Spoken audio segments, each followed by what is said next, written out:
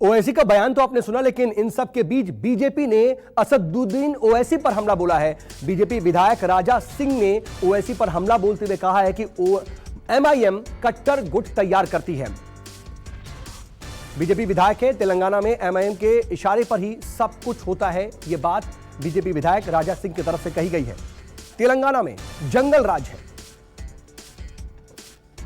हैदराबाद में बीच सड़क पर हुई एक हत्या ने राजनीतिक माहौल को गरमा दिया है। नागराजू की हत्या उसकी पत्नी के भाइयों ने इसीलिए कर दी क्योंकि पत्नी सुल्ताना के भाइयों को सुल्ताना और नागराजू की शादी गवारा नहीं थी। इस हत्या के पीछे राजनीतिक साजिश है। इस हत्या के पीछे एक सुनियोजित तरीके से माहौल को गरमाने की कोशिश है, ऐसा भारतीय जनता पार्टी का मानना है। इस वक्त भारतीय जनता पार्टी के नेता टी राजा सिंह की विधायक हमारे साथ मौजूद हैं। आप लोग ऐसा क्यों मानते हैं कि ये एक साधारण ऑनर किलिंग नहीं है? देखिए, नागराजू और सुल्ताना ये विकाराबाद के रहने वाले हैं। कॉलेज में इनका प्रेम हुआ और आर्य समाज में इनकी शादी हुई और विकाराबाद से यहाँ सरूनगर आकर वो लोग रह रहे थे। मारुति कंपनी में वो कार्य कर के अपने जीवन गुजार रहा था। उसको रिक्की किया गया और सुल्ताना के भाइयों को पूरी की पूरी प्लानिंग दी गई कि किस तरह से हत्या की जाती है।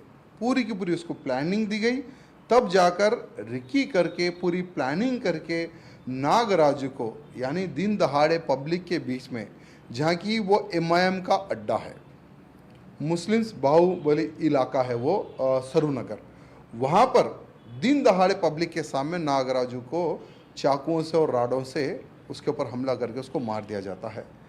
आज हम आरोप इसलिए लगा रहे क्योंकि इसके पीछे पूरा का पूरा लोकल पार्टी का हाथ है, जो कि एमआईएम पार्टी है और असदुद्दीन ओवैसी सांसद का ही पार्लियामेंट क्षेत्र है। और ये पहली बार नहीं। और मैंने कल पुलिस के अधिकारियों से बात की कि भाई क्या जो नागराजू के हत्यारे क्या पकड़े गए क्या, तो पुलिस के अधिकारियों का ये कहना है कि हाँ, हमने 2 लोगों को पकड़ा है। लेकिन वहाँ की पब्लिक कह रही है कि 2 लोग नहीं थे, उनके साथ में और भी ज़्यादा लोग थे, पूरा का पूरा परिवार इन्वॉल्वमेंट था, लेकिन पुलिस सिर्फ 2 को पकड़ती है। लेकिन एमआईएम की तरफ से ये कहा जाता है कि देखिए, हमें फंसाने की कोशिश, हमारा बार बार नाम लिया जाता है, लेकिन कहीं कोई पुलिस रिकॉर्ड में इस तरह की बातें नहीं होती हैं। दरअसल भारतीय जनता पार्टी तेलंगाना में अपनी राजनीतिक ज़मीन को मजबूत करना चाहती है और धार्मिक मुद्दों को उसी तरह से बढ़ावा दिया जा रहा है जैसे अन्य राज्यों में। देखिए, अगर रिकॉर्ड की बात करें तो तेलंगाना में देशद्रोही अगर कोई पार्टी है तो वो है एमआईएम।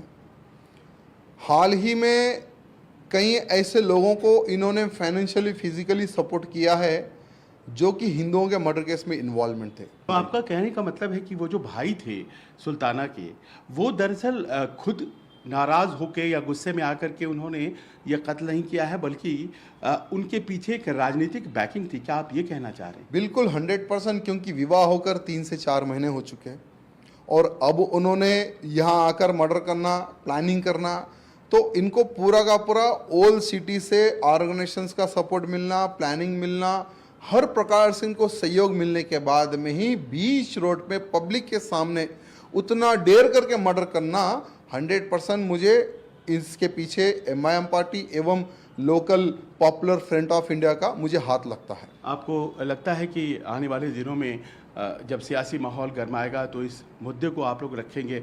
आपके लिए लगता है कि ये एक सियासी मुद्दा बन जाएगा? देखिए, हमारा उद्देश्य है कि लॉ एंड ऑर्डर मेंटेन रहना, लेकिन तेलंगाना में totally law and order disturb है।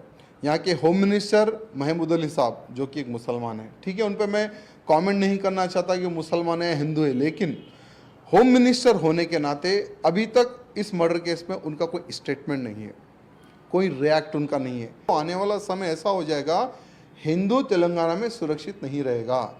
अगर ये सोच, अगर मर्डर वाली सोच अगर एमआईएम वाले, अगर ये जो पॉपुलर फ्रंट ऑफ इंडिया जैसे लोग अगर मर्डर वाली अगर नीति अपनाएंगे तो हम भी हाथ में छुरी। 17% आबादी है मुसलमानों की, आप कह रहे हैं हिंदू सुरक्षित नहीं रहेगा? देखिए, अगर आप ओल्ड सिटी क्षेत्र में जाएंगे, जैसे आज मैं जहाँ पर खड़ा हुआ हूँ, यहाँ पर हिंदू है, संख्या ज़्यादा है, लेकिन आप ओल्ड सिटी अगर जाएंगे तो वहाँ पर हिंदू ना के बराबर है, तो वहाँ पर हिंदू कहाँ से सुरक्षित रहेगा?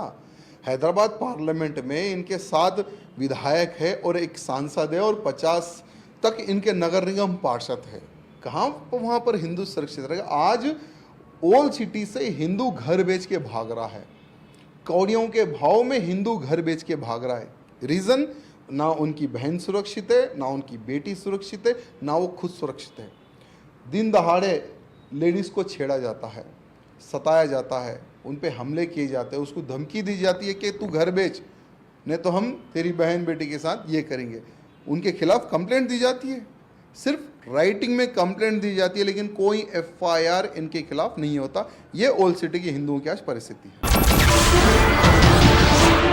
नमस्कार, मैं हूं मानक गुप्ता।